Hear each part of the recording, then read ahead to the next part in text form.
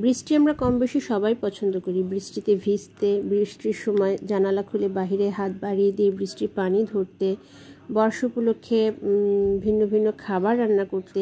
কিন্তু বৃষ্টিটা যদি পড়ে কাজের সময় বাহিরে, কাজের জন্য বাহিরে যাওয়ার সময় বা কাজ থেকে বাসায় ফেরার পথে, তখন সেটা একটা বিড়ম্বনারই কারণ হয় বটে।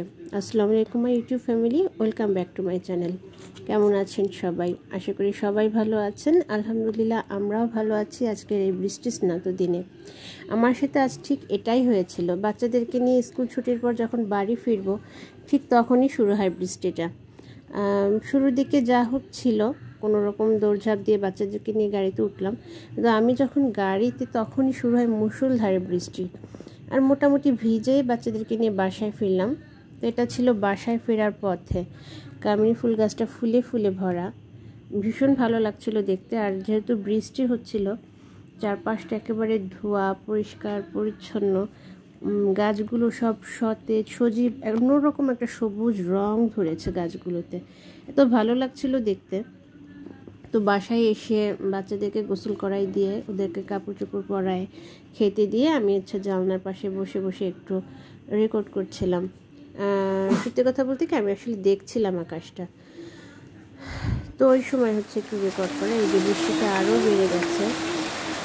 এই কামিনী ফুল গাছটা, এখানে 2টা কামিনী ফুল গাছ ছিল, প্রচুর ফুল হয়েছে। তো এই ল্যান্ডের যে মালিক, উনি আশপাশের জমিগুলো সব বিক্রি করে দিয়ে ওনার বাড়ির সামনেটায় সবজি চাষ করার জন্য গাছটা কেটে ফেলে। এটা ছিল আমার বাড়ির পিছনটা, খালি প্লটগুলো যেগুলো এখনও বিক্রি হয়নি, বৃষ্টির পানিতে সব ভিজে উঠেছে। এটা কখন দুপুরের দিকে, সারাদিন বোঝেন, সারাদিন যখন বৃষ্টি হচ্ছিল তখন কী অবস্থা হয়েছে পিছনে। আমার সামনেটা পানি উঠে গিয়েছিল। তো পানি উঠে থাকে না, চলে যায়, নিয়ে যায়। আকাশটাও খুব সুন্দর লাগছিল, মেঘাচ্ছন্ন। তো আজকে দুপুরে আর কিছু রান্না করিনি, কালকেরই খাবার ছিল। বিকালের দিকে খিচুড়ি রান্না করছিলাম, যেহেতু বৃষ্টি পড়ছে। বাচ্চারা অনেকদিন ধরেই খিচুড়ি করছিল, তো কয়েকদিন ধরে খুব গরম পড়ছিল, বিধায় আর খিচুড়িটা করিনি। আর আজকে যেহেতু দুপুরে খাবার ছিল একবেলার জন্য খিচুড়ি, তো আমি পরিমাণ মতো তেল দিয়ে, পেঁয়াজটা আপনার কুচনো অবস্থায় ডিপ ফ্রিজে রাখা ছিল, বের করে পেঁয়াজটা দিয়ে নিয়েছি। মরিচটাও ডিপ ফ্রিজে রাখা ছিল, বোটা ছাড়িয়ে ধুয়ে আমি ডিপ ফ্রিজে সংরক্ষণ করে। তো পেঁয়াজ মরিচটা দিয়ে লবণ দিয়ে একটু নেড়ে চেড়ে নরম হওয়ার পরে আলুটা দিয়ে একসাথে ভাজি, তাতে করে হয় কি, পেঁয়াজটাও ভাজা হয় আর আলুটাও ভাজা হয়। একসাথে দুটো করে নিই। পেঁয়াজটা একটু নরম হওয়ার পরে আলুটা দিয়ে দিই, আলুটার পেঁয়াজটা তারপর একসাথে ভেজে নিই। আর এত পরিমাণে ধোঁয়া উঠছিল, ধোঁয়ায় আমার ফোনের ক্যামেরা পর্যন্ত হয়ে যাচ্ছিল, ক্যামেরার জমছিল, বাষ্পটা জমছিল। আর এই পাশে আমি একটু গ্রিন টি বসিয়েছি। সেদিন শেয়ার করেছিলাম আপনাদের সাথে, আমি চা বাগান থেকে কিছু চা পাতা তুলে নিয়ে এসেছিলাম। তো আমার পরিচিত একজন বললো যে উনিও চা পাতা তুলে চা তৈরি করার চেষ্টা করেছিল, কিন্তু রং খুব হালকা এসেছিল। তো আমি এখানে 3টা পাতা ধুয়ে একটু ছোট করে কেটে দিলাম, কিন্তু আমার না রং আসেনি। আমি অনেকক্ষণ ওয়েট করেছি রং আনার জন্য, কিন্তু রং আসছিল না। তো এখানে আমি আলুটা নেড়ে চেড়ে ভাজার পরে ধুয়ে রাখা চাল আর ডালটা দিয়ে দিলাম। চাল ডালটা আমি অনেক আগেই ধুয়ে রেখেছিলাম। আর দিয়ে দিলাম সামান্য পরিমাণে হলুদের গুঁড়া। এটা কিন্তু একদম অর্গ্যানিক হলুদ, খুব অল্প পরিমাণে দিলেই আর খুব সুন্দর একটা রং এসেছে। আর আমি সামান্য একটু আদা বাটা দিয়েছিলাম। আজকে আমি কোনো গরম মশলাও ব্যবহার করিনি, আর কোনো রসুনও দেইনি, রসুন বাটা বা রসুন কুচি কিছুই দেইনি। আর গরম মশলাটা না আমি আসলে ভুলে গিয়েছিলাম, আমার এটা মনে ছিল না, মনে থাকলে হয়তো দিতাম। শুধু সামান্য পরিমাণে আদা বাটা দিয়েছি। আর এইদিকে আমি যেহেতু পানিটা গরম হয়ে গিয়েছিল, কিন্তু আপনার আসছিল না, রং আসছিল না কোনো। পরে আমি আমার বাসায় যে গ্রিন টি ছিল ওইটা দিয়ে দিয়েছি ভিতরে। আর এখানে চালটা ভালো করে ভাজার পর দিয়ে দিচ্ছি পরিমাণ মতো পানি। আমি এখানে 1.5 কাপ চাল আর 1/2 কাপ ডাল আর কিছু আলু ছিল, তো আমি 4 কাপের মতো পানি দিয়েছি। আর এদিকে আমার চাটা হয়ে গেছে, চাটা ছেঁকে নিচ্ছিলাম। তো যেহেতু কিছু বড় বড় পাতাও ছিল, ছাঁকনি দিয়ে ছাকার সময় একটু সমস্যা হচ্ছিল, পাতাগুলো ছাঁকনির তলায় যেয়ে পড়ে চাটা ছাকা যাচ্ছিল না।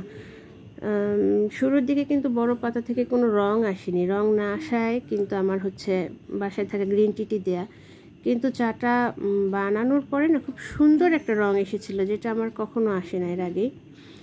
গ্রিন টিটা সাধারণত একটু সবুজ সবুজ হয়, কিন্তু আজকে চায়ের না একটা অন্যরকম রং এসেছিলো আর খুব সুন্দর একটা ফ্লেভার এসেছিলো। তো চাটাকে আমি রেখে দিলাম একটু ঠান্ডা হওয়ার জন্য। আমি যেহেতু মধু মিশিয়ে গ্রিন টিটা খাই, তো কি বলে একটু রুম টেম্পারেচারে নিয়ে আসি, একটু কুসুম গরম থাকতে থাকতে আমি মধুটা মিশাই, কারণ মধু যেহেতু গরম করতে হয় না, খুব গরম চায়ের সাথে আমি কখনোই মধু মিশাই না। তো কাপটা পাশে রেখে আমি একটু খিচুড়িটাকে নাড়িয়ে নিচ্ছিলাম। আর এইটা ছিল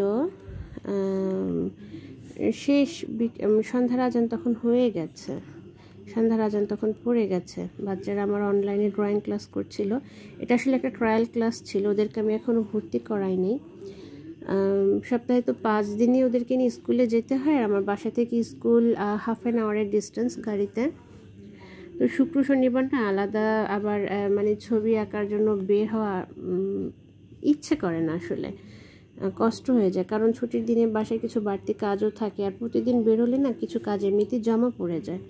তো ভাবছিলাম যদি অনলাইনে দিই তাহলে কেমন হয়, আর অনলাইনে যে আসলে ছবি আঁকা শেখানোটা কেমন না কেমন হয়, বাচ্চারা কতটা বোঝে বা ওরাই বা কতটা ভালো করে বুঝাতে পারে, কারণ সামনাসামনি থাকলে দেখা যায় যে বাচ্চারা আঁকতে না পারলেও হাত ধরে ওটাকে ঠিক করে দেওয়া যায়। তো এই জন্য একটা ট্রায়াল ক্লাস করছিলাম, আমার কাছে তো ওভারঅল ভালোই লেগেছে। তো আশা করছি অক্টোবর মাসে আমি দিয়ে দেবো, ওদেরকে ভর্তি করিয়ে দেবো। আর খিচুড়ি শেষের দিকে আমার ছেলেটা ডিম গুলায় ভাজা শিখলো কিছুদিন হলো।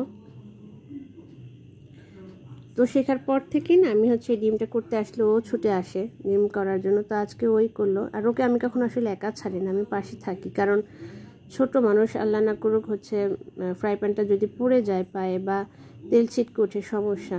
আজকে একটু ভয়ই পাচ্ছিলাম যখন ও ডিমটা দিচ্ছিল। তো আলহামদুলিল্লাহ ভালোই ভালোই দিল, তেল না ছিটকেই। তো ডিমটা ভেজে 2টা ডিম ভেজেছে, তো এই জন্য একটু ভেঙে গেছে। একটা ডিম ভাজলে এখন আর ভাঙে না উল্টানোর সময়, আগে তো ভেঙে ফেলতো, 2-3 ভাগ করে ফেলতো, আজকেও তো ভেঙে ফেলেছে সামান্য একটু। তো ডিম ভাজা শেষ, উনি ডিম ভেজে ওনার ডিম উনি ওনার প্লেটে উঠিয়ে নিচ্ছে খাবে করে। আলহামদুলিল্লাহ, সবাই মাশাআল্লাহ বলবেন। এইটুকু বয়সে আমরা কখনো কিচেনে ঢুকিনি বা রান্নার ট্রাই করিনি। তো বাচ্চাদেরকে খাবার দিয়ে খাইয়ে ওইটুকু আর রেকর্ড করা হয়নি। আমি এলাম একটু বারান্দায় আমার পাখিদেরকে দেখতে। আমার দিনের শুরুটাও হয় পাখিদেরকে দিয়ে, আর দিনের শেষটাও হয় আমার কিন্তু পাখিদেরকে দেখে। একটা অন্যরকম ভালোবাসা জন্মে গেছে পাখিদের প্রতি। একটা সময় ছিল যখন আমি বারান্দায় আসলে পাখি পোষা পছন্দ করতাম না, কিন্তু এখন ওদের আনার পর না একটা মায়া হয়ে গেছে ওদের প্রতি। আর আমার চাও ইতিমধ্যে ঠান্ডা হয়ে গেছে, মানে কুসুম গরম আছে এখন। তো আমি একটু মধু মিশিয়ে নিলাম, নর্মালি 1 টেবিল চামচ মধু দিই, তো আজকে মধু কম ছিল আর করিনি, চামচে আর নিয়ে একবারই ঢেলে দিলাম, মানে বোতলটা খালি করে ফেললাম। তো এখন চাটা খাচ্ছিলাম আর জানালার পাশে বসে আমি বাহিরটা দেখছিলাম। অপূর্ব একটা মোহনীয় মুহূর্ত ছিল, মেঘলা আকাশ, চাঁদটা তো ঢেকে আছে, চাঁদ দেখা যাচ্ছিল না। আর আমার বাসার পিছনটাতে যেহেতু ধারে কাছে কোনো বাড়ি নেই, দূর থেকে একটু একটু আলো দেখা যাচ্ছিল।